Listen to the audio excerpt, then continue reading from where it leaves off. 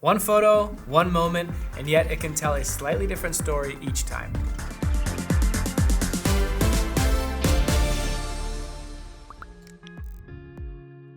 Howdy everyone, hope you're doing well. Today in this video we're going to be covering how one photo can look different in 3 different ways and how just changing your editing style slightly can make an end result of a photo look completely different.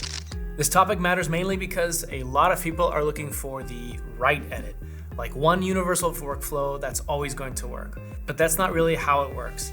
Editing isn't just a technical correction, it's also a way to give a photo a mood and a direction and a style. We already have one specific photo ready right here, and step by step we're going to create 3 different versions from it. Let's start off with the most basic style, which is a natural edit.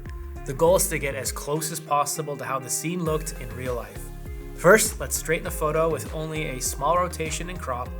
And now I'll create 2 more variants of this photo so that we can compare them later on and we don't have to duplicate the image. And we can do just that by clicking on this icon right here.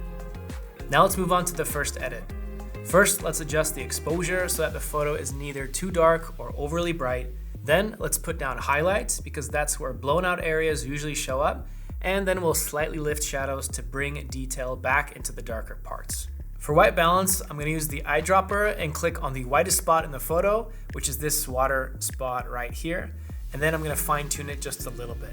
I'm only going to adjust colors really gently because I don't want the photo to feel strongly stylized, more like it's pleasant and realistic or true to its natural form. This style works well for documentary, reportage, or photos where you want to stay as true to reality as possible. And down here, I'm going to add a radial gradient. And with dehaze and a small exposure adjustment, let's try and reduce the mist from the falling water. All right, and this is roughly how it looked when I took the shot. Now we're gonna take the exact same photo and push it more towards a more sort of dramatic style, if you will. In this case, let's raise the exposure just a little bit, increase contrast and shadows, and we'll also increase clarity and light's clarity so that the waterfall and edges look more defined and more dramatic.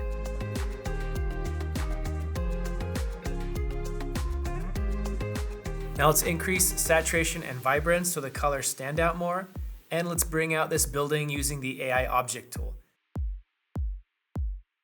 Let's brighten it gently by increasing exposure, highlights, shadows, and also contrast. With more contrast heavy edits, I'll also keep an eye on the histogram up here just to make sure that I'm not accidentally pushing anything into any kind of clipping. Now, if you guys are up to it and you feel like it's something you'd be interested in, feel free to send us one of your photographs to video@zoner.com and we might consider using it for one of our next edits. Let's go back to editing. To finish, let's add a bit of dark vignette, and to emphasize the center of the photo, let's add another radial gradient and slightly increase exposure, and that should about do it.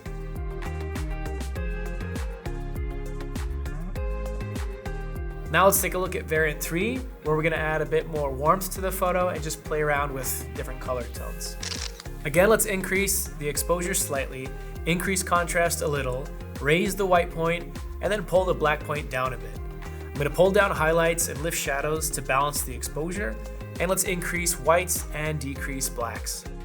And I'll also raise clarity and dehaze, and let's add saturation and vibrance so that the original colors stand out that much more. I'm going to shift white balance temperature slightly towards yellow just to give the photo a warmer and a more welcoming mood. And let's also move tint slightly towards magenta. Now the photo is going to feel friendlier and just give off a little bit more of a positive vibe.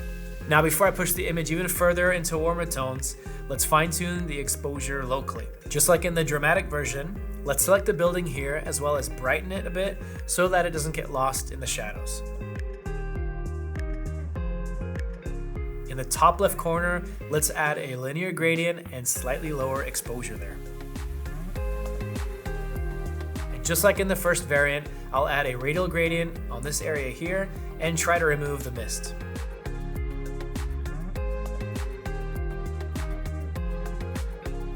Now back to color tuning.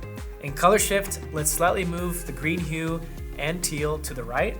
And in split toning, let's shift shadows towards yellow and lights, mainly in the waterfall, towards that sort of blue and teal.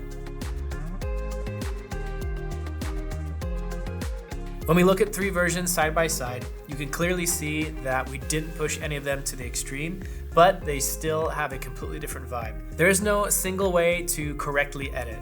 There's only the one that best supports what you're trying to say at that given moment. So next time you guys edit a photo, instead of thinking, what's the right way to do this, or I'm scared I might mess it up, just do what you feel is right, or what you want your viewers to feel from that photo. If you guys like this video, give us a thumbs up. Let us know what you think in the comments below, as we like seeing your reactions. Don't forget to subscribe so you never miss another video again. We look forward to seeing you in the next one. Until then, take care. Ciao.